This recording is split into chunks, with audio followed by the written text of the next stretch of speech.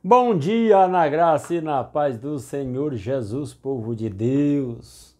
Que a graça e a paz do Senhor Jesus esteja sobre as nossas vidas nesta terça-feira, dia 28 de janeiro de 2025. Voltamos aqui para continuar a leitura da palavra de Deus. Hoje nós vamos ler 1 Samuel, capítulo 16.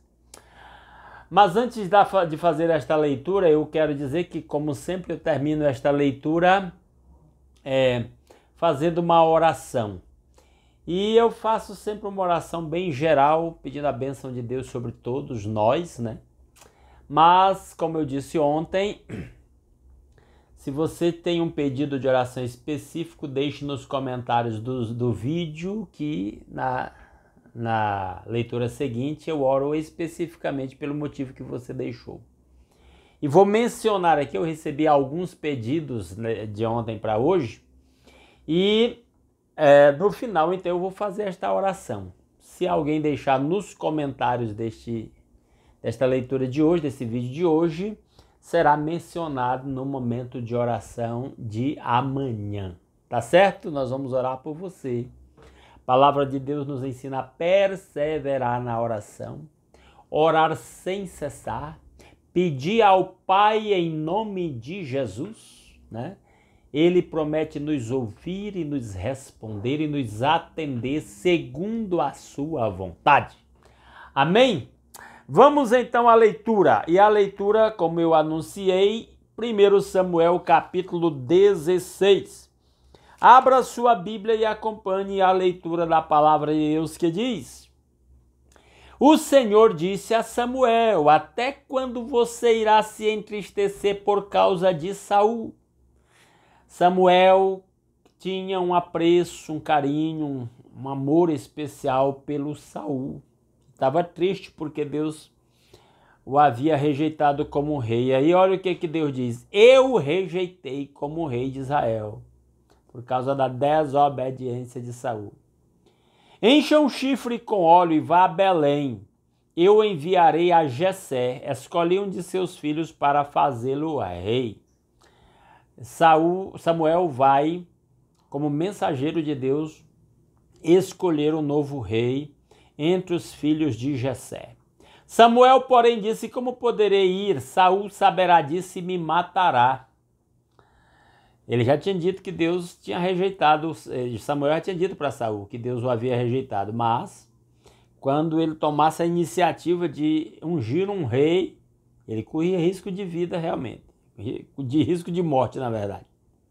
O Senhor disse: Leve um novilho com você e diga que foi sacrificar ao Senhor. E, na verdade, ele foi também sacrificar. Convide Jessé para o sacrifício e eu mostrarei a você o que fazer. Você o irá ungir para mim aquele que eu indicar. Já fiz menção disso, uma das coisas que eu mais aprecio em Samuel foi a capacidade que ele desenvolveu de se comunicar com Deus e ouvir as instruções de Deus de maneira tão clara. Samuel fez o que o Senhor disse. Quando chegou a Belém, as autoridades da cidade foram encontrar-se com ele, tremendo de medo, e perguntaram: Vens em paz? Parece que não era muito normal Samuel ir lá, e gerou essa preocupação das autoridades de Belém. Respondeu Samuel: Sim, venho em paz. Vim sacrificar ao Senhor. Consagrem-se e venham ao sacrifício comigo. Ele chama o povo para um sacrifício. Então ele consagrou Jessé e os filhos dele e os convidou para o sacrifício, porque o novo rei seria escolhido entre os filhos de Jessé. Quando chegaram, Samuel viu Eliabe e pensou: Com certeza é este o que o Senhor quer ungir. Eliabe era o filho mais velho de Jessé. É dito que ele era um homem era um soldado do exército de Saul. Era um homem de uma aparência bonita, né, forte. E o Samuel pensou que ele seria o rei. E aí vem uma lição maravilhosa para nós. O Senhor, contudo, disse a Samuel: Não considere sua aparência, nem a sua altura, pois eu o rejeitei. O Senhor não vê como homem, o homem vê a aparência, mas o Senhor vê o coração. Que palavra maravilhosa. Graças a Deus que Deus não considera a nossa aparência, porque senão eu estava perdido. Muitos de nós não temos muito o que oferecer em matéria de aparência, mas Deus olha o coração, olha a sinceridade, olha a autenticidade. Então Jessé chamou Abinadab e o levou a Samuel, que era o segundo filho do Jessé. Já que Deus disse que não era o primeiro, ele chamou o segundo. Ele, porém, disse, o Senhor também não escolheu este. Deus ia falando com Samuel ali em tempo real. É aquilo que eu falei sobre a minha admiração por Samuel ter essa intimidade com Deus e distinguir também as suas instruções. Em seguida, Jessé levou Samá a Samuel, mas este disse, também não foi este que o Senhor escolheu, já era o terceiro filho do Samuel. Jessé levou a Samuel 7 de seus filhos, mas Samuel lhe disse, o Senhor não escolheu nenhum destes. Então perguntou a Jessé, estes são todos os filhos que você tem? Jessé tinha muitos filhos homens, aqui foram 7. Jessé respondeu, ainda tenho o caçula, mas ele está cuidando das ovelhas. Estima-se que Davi era um adolescente, e aí o Jessé nem fez questão de levar ele para ser apreciado lá pelo Samuel. Samuel disse, traga-o aqui, não nos sentaremos para comer enquanto ele não chegar. Jessé mandou chamá-lo e ele veio. Ele era ruivo, de belos olhos e boa aparência. Então o Senhor disse a Samuel, é este, levante-se e unja. Essa coisa de descrever Davi como um ruivo, de belos olhos e boa aparência, é meio que ele era de boa aparência, mas era ruivo, de belos olhos, mas ele não tinha o porte físico dos outros irmãos, né? Tão atraente quanto os outros irmãos, como Samuel sentiu-se, teve a impressão de que aquele era, que o primeiro, Abinadab, era o escolhido. Verso 13, Samuel apanhou o chifre cheio de óleo e ungiu na presença de seus irmãos. E a partir daquele dia o Espírito do Senhor apoderou-se de Davi e Samuel voltou para Ramá. Pronto, Davi está ungido como rei de Israel. Agora, até que ele seja efetivado no reino, tem uma história longa e um processo. Deus nos chama e nos escolhe, mas muitas vezes para que chegue o momento de Deus nos usar efetivamente, há um processo a ser passado. E aquele processo pelo qual Davi passou serviu como um treinamento para ele. E às vezes os processos que nós enfrentamos na vida, as adversidades, são treinamentos para que Deus cumpra o seu propósito por nosso intermédio. Continuando a leitura, versículo 14. O Espírito do Senhor se retirou de Saul, e um espírito maligno vindo da parte do Senhor o atormentava. Aí você vai dizer, como assim um espírito maligno vindo da parte do Senhor? Pois é, o judeu entendia que tudo vem de Deus, até aquilo que vem do diabo é porque Deus permitiu, cumpre o propósito de Deus. E agora o Saul, que rejeitou a Deus, desobedeceu a Deus, agora é atormentado por um espírito imundo, um espírito maligno. Saul é o exemplo de uma pessoa que teve todas as oportunidades para andar com Deus, para agradar a Deus, e que rejeitou estas oportunidades. E aí, agora, está caminhando já cada vez mais para se afastar de Deus, a ponto de que o Espírito de Deus já não age na vida dele, e agora já é um espírito maligno quem o atormenta, quem o oprime. Os oficiais de Saul lhe disseram, há um espírito maligno, mandado por Deus te atormentando. Que o nosso soberano mande estes seus servos procurar um homem que saiba tocar harpa. Quando o espírito maligno vindo da parte de Deus se apoderar de ti, o homem tocará a harpa e tu te sentirás melhor. Foi a inspiração que os conselheiros de Saul tiveram para tentar amenizar a situação dele. chamar um tocador de harpa, é uma melodia bastante suave, para que aliviasse, né, aquela opressão que o Saul sentia. E Saul respondeu aos que o serviam: encontrem alguém que toque bem e tragam-no aqui. E aqui Deus está trabalhando nessa situação para encaminhar o cumprimento do seu propósito de mudar o reino para Davi. Verso 18, um dos oficiais respondeu: conheço um filho de Jessé de Belém que sabe tocar harpa, é um guerreiro valente, ele sabe falar bem, tem boa aparência e o Senhor está com ele. Davi depois vai dizer que ele já enfrentou leões e lobos, né? Então ele tinha um certo traquejo na luta, a ponto de que a pessoa que fala dele para Saul aqui diz que ele era um guerreiro valente. Mas tinha o detalhe também de que sabia tocar harpa. Então Saul mandou mensageiros a Jessé com a seguinte mensagem: envie-me seu filho Davi, que cuida das ovelhas. Ele era o rei, mandou chamar um de seus súditos, enviado aí pelo próprio pai, Jessé. Jessé apanhou um jumento e o carregou de pães, uma vasilha de couro cheia de vinho e um cabrito, e os enviou a Saul por meio de Davi, seu filho. Davi apresentou-se a Saul e passou a trabalhar para ele. Agora ele foi reivindicado pelo rei para trabalhar para o rei. Tudo Deus encaminhando para cumprir os seus propósitos. Saul gostou muito dele. E Davi tornou-se seu escudeiro. A escudeira era aquele que andava ao lado do rei, que às vezes carregava armas do rei, lutava junto com o rei nas guerras. Então Saul enviou a seguinte mensagem a Jessé: deixe que Davi continue trabalhando para mim, pois estou satisfeito com ele. Ele era o rei, mas ele pediu a autorização do pai do rapaz. Verso 23. Sempre que o espírito mandado por Deus se apoderava de Saul, Davi apanhava sua harpa e tocava. Então Saul sentia alívio e melhorava, e o espírito maligno deixava.